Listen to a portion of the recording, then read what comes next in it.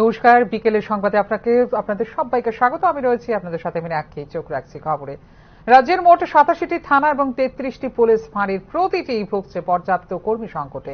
Constable, head constable, ASI এবং sub inspector পদে নিয়োগের অভাবেই চলছে এই কর্মী সংকট। কর্মী স্বল্পতায় ভুগছে রাজ্যের আরক্ষা প্রশাসন। রাজ্য সরকার আরক্ষা প্রশাসনে নিয়োগের কথা বলে বছরের পর বছর চলছে তালবাহানা। আর এতে করে সমস্যায় থানা থেকে শুরু করে কর্মরত বর্তমান পুলিশ কর্মীরা। রাজ্যের 87টি থানা ও 33টি পুলিশ ফাঁড়ির প্রতিটিতে বিভিন্ন পদাধিকারী পুলিশ কর্মীদের মারাত্মক সংকট রয়েছে। সব থেকে বেশি সংকট হচ্ছে কনস্টেবল, হেড কনস্টেবল, এএসআই এবং সাব ইন্সপেক্টর পদে।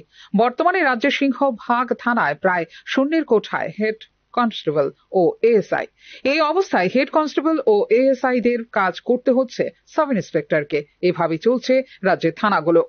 নিউজ নাওয়ার হাতে থাকা তথ্য অনুসারে 7,324 জন বিভিন্ন পদের কর্মী স্বল্পতা রয়েছে আরক্ষা দপ্তরে। এর মধ্যে সব থেকে বেশি হচ্ছে কনস্টেবল পদে। 2,125 জন কনস্টেবলের শূন্য পদ রয়েছে রাজ্য পুলিশে। যদিও গত কয়েক বছর ধরে পুলিশ দপ্তরে বিভিন্ন পদে লোক নিয়োগের ঘোষণা দিয়েও বছরের পর বছর হচ্ছে না কোনো নিয়োগ। আরক্ষা দপ্তরে সর্বশেষ 218 জন সাব ইন্সপেক্টর নিয়োগের সিদ্ধান্ত গ্রহণ করে রাজ্য মন্ত্রিসভা। কিন্তু এই সিদ্ধান্তের বছর গড়িয়ে গেলেও এখনো পর্যন্ত নিয়োগের কোনো ধরনের নোটিফিকেশন বা বিজ্ঞপ্তি প্রকাশ করেনি সরকার। একইভাবে গত কয়েক বছর আগে পুলিশ কনস্টেবলের নামে ইন্টারভিউ গ্রহণ করার পরও 1,000 কনস্টেবলের শূন্য পদের নিয়োগ প্রক্রিয়া শুরুই করতে পারেনি রাজ্য সরকার। ঠিক কি কারণে এই নিয়োগ প্রক্রিয়া সম্পন্ন করা হচ্ছে না তা নিয়ে প্রত্যাশী প্রার্থীদের মধ্যে ক্রমশ দেখা দিচ্ছে ক্ষোভ এবং হতাশা। নতুন করে আরো 916 জন কনস্টেবল নিয়োগ করার ঘোষণা দিয়ে তারও কোনো বিজ্ঞপ্তি প্রকাশ করেনি রাজ্য সরকার। ফলে দিন দিন দপ্তরের কর্মীর সংখ্যা কমলেও নেই নিয়োগ। প্রয়োজনের তুলনায় অর্ধেকের থেকেও কম পুলিশ অফিসার ও কনস্টেবলদের নিয়ে কোনো ক্রমে চলছে থানাগুলো।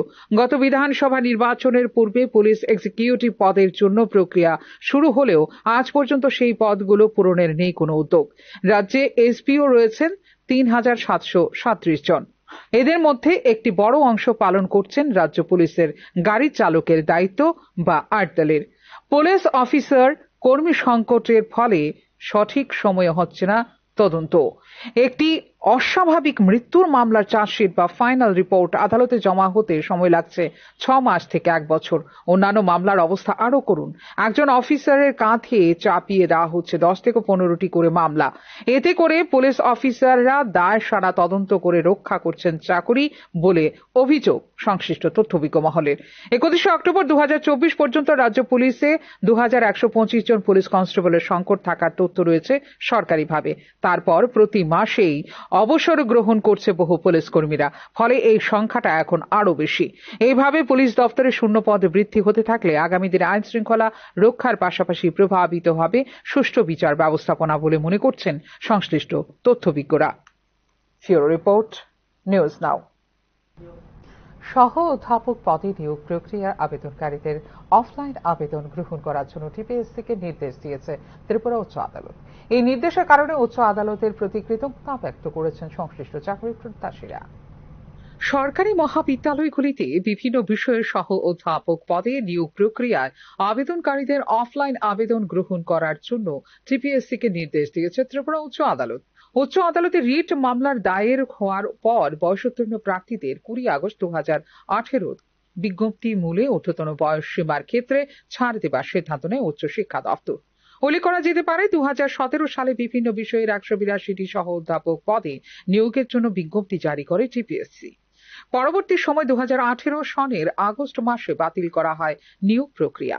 শুধু সহ অধ্যাপক পদ নয়, বিভিন্ন দপ্তরের বহু নিয়োগ প্রক্রিয়া বাতিল করা হয় একই সাথে। বাতিল নিয়োগ প্রক্রিয়াগুলিতে যারা আবেদন করেছেন পরবর্তী নিয়োগ প্রক্রিয়ার ক্ষেত্রে তাদেরকে একবারের জন্য বয়সের ক্ষেত্রে ছাড় দেওয়া হবে বলে জানিয়েছিল রাজ্য সরকারের সাধারণ প্রশাসন দপ্তর।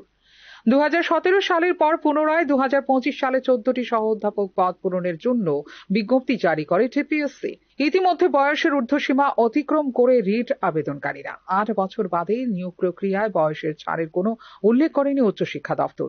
শিক্ষা দপ্তরে বয়সের ছাড় দেবার আবেদন করেও কোনো সাড়া না পাওয়াতে উচ্চ আদালতে রিট মামলা করেন আবেদনকারীরা। রিট মামলায় অন্তর্বর্তী আদেশ দিয়ে আবেদনকারীদের সহ অধ্যাপক পদের প্রার্থী পদ গ্রহণ করার নির্দেশ দেয় ত্রিপুরা উচ্চ আদালত। রিট আবেদনকারীদের আবেদন অনলাইন এবং অফলাইনে গ্রহণ করার জন্য টিপিএসসি কে নির্দেশ দিয়েছে ত্রিপুরা উচ্চ আদালত। অফলাইনেও আবেদনপত্র গ্রহণ করার জন্য টিপিএসসি কে নির্দেশ দেওয়ার কারণে ত্রিপুরা উচ্চ আদালতের প্রতি কৃতজ্ঞতা ব্যক্ত করেছেন চাকুরি প্রত্যাশীরা। Bureau report, news now. আগামী 1 এপ্রিল থেকে 14 এপ্রিল পর্যন্ত আগরতলা শকুন্তলা রোড এলাকায় ব্যবসার সুযোগ করে দেওয়ার জন্য বুধবার পৌর নিগমের পক্ষ থেকে ক্ষুদ্র ব্যবসায়ীদের মধ্যে ফর্ম বিলি করা হয়েছে। প্রতি বছরের ন্যায় এই বছরও চৈত্র মেলা উপলক্ষে শকুন্তলা রোড এলাকায় প্রায় 3 শতাধিক ক্ষুদ্র ব্যবসায়ীকে বিনামূল্যে ব্যবসার সুযোগ করে দেওয়া হবে পৌর নিগমের পক্ষ থেকে। তাই বুধবার থেকে শুরু হয়েছে ফর্ম বিলি। নির্দিষ্টভাবে তদন্ত করে ব্যবসায়ীদের মধ্যে ফর্ম বিলি করা হবে এবং এক্ষেত্রে কোনো ধরনের লোভনীয় প্রস্তাবে প্রভাবিত না হওয়ার জন্য ব্যবসায়ীদের প্রতি আহ্বান জানিয়েছেন মেয়র। ও অসদুপায় অবলম্বনকারীদের কোনোভাবে বরদাস্ত করা হবে না বলেও জানিয়েছেন মেয়র দীপক মজুমদার।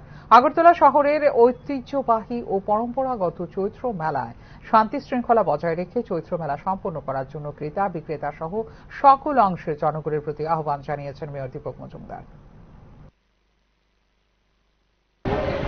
জনগণ প্রভাবিত বা প্রভাবিত হবে না। টাকার বিনিময়ে অনেক সময় দেখা যায় আসে, এটা কিন্তু আমরা বরদাস্ত করবো না। যাকে দেওয়া হবে তার নাম ধরে আমরা নিজস্বভাবে আমরা তদন্ত করবো, ওই জায়গা থেকে বিক্রি করতে চেষ্টা করবো। কাজে অন্য কারোর জোর করে বা অন্য উপায়ে বসার কোনো সুযোগ নেই। আমি আশা করবো যেহেতু এটা চৈত্র মেলাটাই আমাদের ঐতিহ্য, আমাদের শহরে এটা পরম্পরা, ক্রেতা বিক্রেতা সবাই আশা থাকেন এই বছরটা এই দিনগুলির জন্য। তো এই কদিন ধরে যে মেলা চলবে যাতে শান্তি শৃঙ্খলা বজায় থাকে এবং সুস্থভাবে যাতে ক্রেতা বিক্রেতার সম্পর্ক বজায় রেখে চৈত্র মেলা যোগ। ত্রিপুরা তথ্য ও সংস্কৃতি দপ্তর উদ্যোগে এক অভিনব উদ্যোগ গ্রহণ করা হয়েছে। বুধবার রাজধানী যোগেন্দ্রনগর এলাকার বনকুমারী সমর স্মৃতি ভবনে মঙ্গল কাব্য ও পুঁথি পাঁচালী পাঠ উৎসব অনুষ্ঠিত হয়। অনুষ্ঠানে প্রধান অতিথি হিসেবে উপস্থিত ছিলেন মেয়র দীপক মজুমদার। ভারতবর্ষের সনাতন ধর্ম সারা বিশ্বে সমাদৃত এবং বর্তমানে তা গবেষণার বিষয় হয়ে দাঁড়িয়েছে। তাই এই ধর্মকে সমৃদ্ধ ও প্রসারিত করার জন্য ভারতবাসী হিসেবে সকলকে দায়িত্ব পালন করতে হবে বলে জানিয়েছেন মেয়র দীপক মজুমদার। ধর্ম মানে শৃঙ্খলা, ধর্মীয় ও সাংস্কৃতিক মানসিকতার মূল উদ্দেশ্য হল পারিবারিক, সামাজিক ও রাষ্ট্রের প্রতি দায়িত্ববোধ। নির্দিষ্ট সীমার মধ্যে সেবার মানসিকতা নিয়ে বৃহত্তর কাজে সকলকে এগিয়ে যেতে হবে বলে অভিমত ব্যক্ত করেন মেয়র। রাজ্য তথ্য ও সংস্কৃতি দপ্তরের উদ্যোগে বিভিন্ন সময়ে রাজ্যবাসীর মনোরঞ্জনের জন্য এই ধরনের বিভিন্ন সাংস্কৃতিক ও ধর্মীয় অনুষ্ঠানের আয়োজন করা হয় বলে জানিয়েছেন মেয়র দীপক মজুমদার।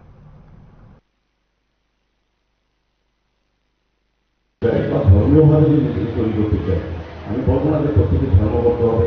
ধর্ম মানে কি বলবো আমি, সামাজিক, পারিবারিক এবং রাষ্ট্রপতির দায়িত্ব নিয়ে কর্ম করা। ধর্ম একটা শৃঙ্খলা, ধর্ম একটা, আমি বলবো যে একটা নির্দিষ্ট সীমার মধ্যে আমাদের মনকে তৈরি করে আমাদের বৃহত্তর কাজে নিজেকে প্রসারিত করতে পারি। নিজেকে তৈরি করে দেখা হচ্ছে সংস্কৃতির উন্নয়ন করা এবং সনাতন ধর্মকে যত বেশি আমরা আকর্ষণ বা আকৃষ্ট করবো কিংবা আরোহণ করবো, ততই আমরা নিজেকে তৈরি করতে পারবো। তো আমাদের সরকার, আমাদের দপ্তর করতে চাইছে বিভিন্নভাবে সারা বছরব্যাপী বিভিন্ন অনুষ্ঠানের মাধ্যমে এই ধরনের যে প্রাচীন জিনিসগুলি, এই পাচারি করা বা বিভিন্ন মনসামঙ্গল কাব্য নিয়ে বা বিভিন্ন কাহিনী, ধর্মীয় কাহিনী নিয়ে যে আলোচনা সভা বা প্রতিযোগিতা, তার মধ্যে কি হয়, আজকে যারা এই অনুষ্ঠানে অংশগ্রহণ করবে। এখনকার মতো এই মুহূর্তের সংবাদ এই পর্যন্ত। অন্যান্য আপডেটস দেখার জন্য অবশ্যই নজর রাখতে হবে নিউজ নাওয়ার পর্দায়। নমস্কার।